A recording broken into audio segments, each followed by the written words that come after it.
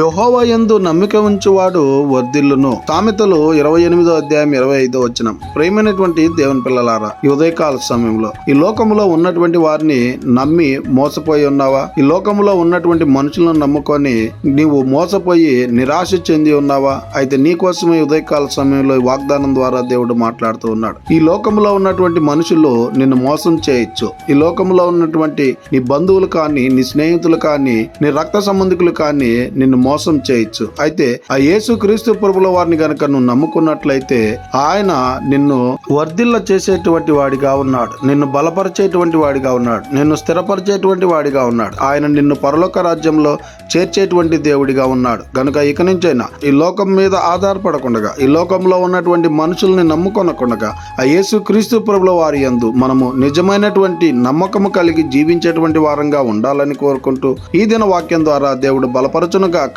ఆమేన్. ప్రార్థన. మమ్మల్ని మిక్కిలిగా ప్రేమిస్తున్న ప్రియ పరలోకమందున్న మా తండ్రి, మీకే కోట్లాది వందనాలు, స్తుతి స్తోత్రాలు ప్రభా. ఈ ఉదయకాల సమయంలో ఈ వాగ్దానం ద్వారా మీరు మాతో మాట్లాడినందుకై వందనాలు ప్రభా. ఈ వాక్యాన్ని ఎంతమంది అయితే విని ఉన్నారో వారందరి జీవితాల్లో మీ కార్యాన్ని నెరవేర్చమని ప్రార్థన చేస్తున్నాం.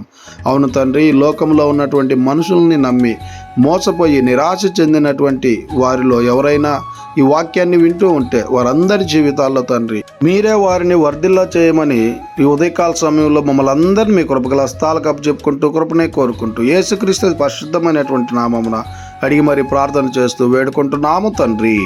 ఆమేన్.